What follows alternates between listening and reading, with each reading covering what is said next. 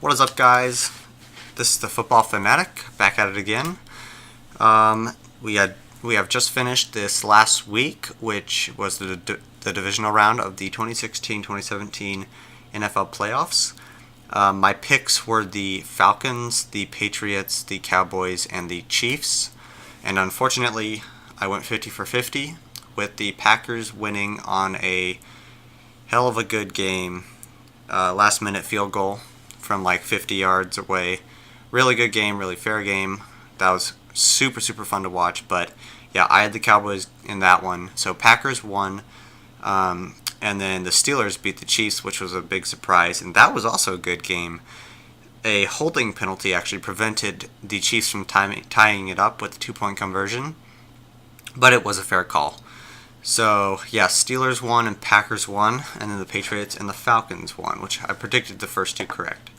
So, now, with the conference finals, we have got the Packers versus the Falcons and the Steelers versus the Patriots. I'm going to go first with the Pats and the Steelers because it's the easier game to predict, in my opinion.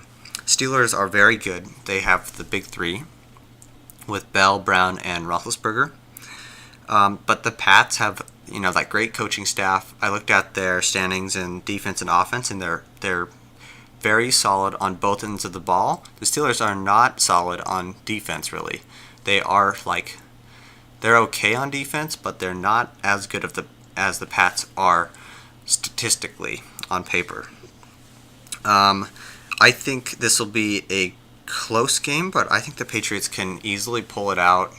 They might struggle a little bit in the beginning like they did with the Texans, but at halftime there should be a lot of changes happening that stop Le'Veon Bell and maybe Antonio Brown from damaging the scoreboard for the Patriots. So I think the Patriots have a pretty fair chance of winning that one over the Steelers.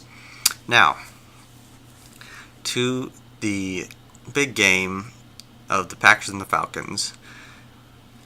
It's really controversial on who will win because basically it's high-powered offenses versus not so great defenses. The Packers defense is a little bit better than the Falcons defense, but they're not like exceptional. Literally, you have the best offense in the league versus basically the second best offense in the league right now. I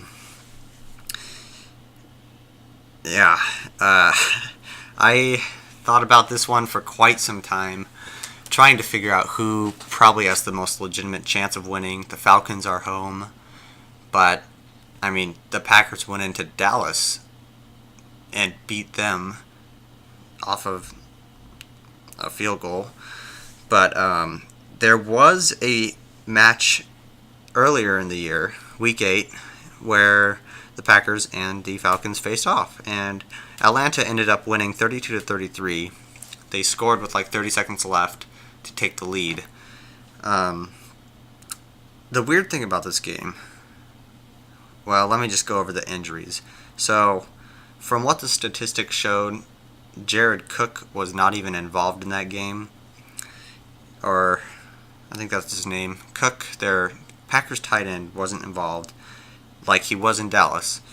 And then Tevin Coleman, the Falcons running back, was injured that game. And right now, Claiborne, one of Atlanta's defensive ends, is out for the playoffs. Now, in that game, he had 2 sacks. 2 sacks, so that's really key. And then, statistically, Rodgers had a really good game. He had 4 touchdowns and 300-plus passing yards, or 200-plus. I'm pretty sure it was 300, but... And then Ryan had 3 touchdowns. Julio Jones really didn't do a whole lot in that game, yet the Falcons still ended up winning. Now, if you look at all these playoff matchups and the regular season matchups with these teams, most of the teams that won in regular season lost in the playoffs. Like the Seahawks won versus the Falcons, they lost.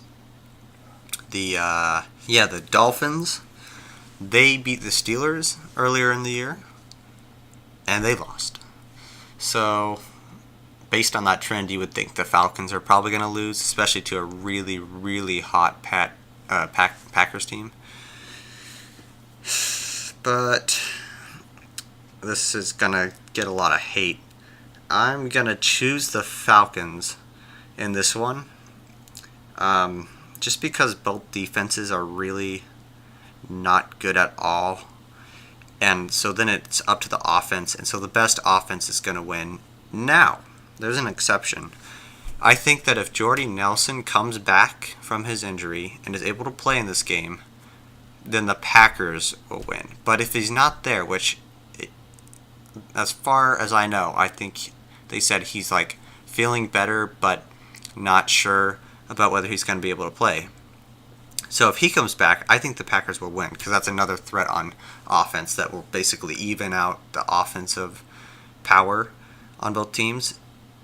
But if he's injured again, I think the Falcons will take that one. People don't give the Falcons' defense that much credit.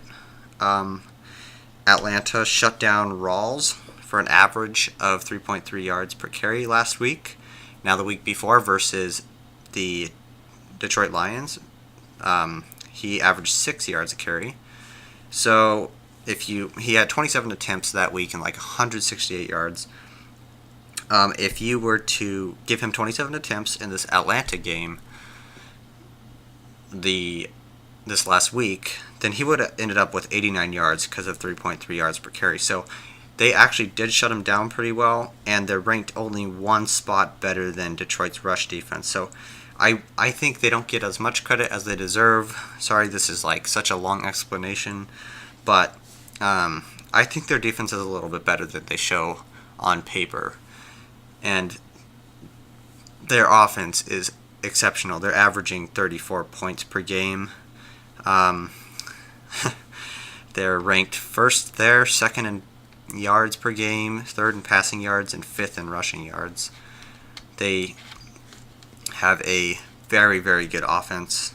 But, like I said, if Jordy Nelson is there, I think the Packers will win. But as of now, he's not going to be there. So I have the Falcons in this one.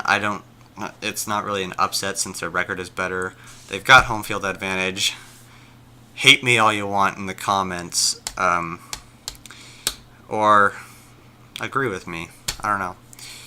Anyways, thanks for listening. Subscribe for more weekly content. It's really helpful to see subscribers. And comments. Comments are awesome. So please, comment whatever. All right, peace.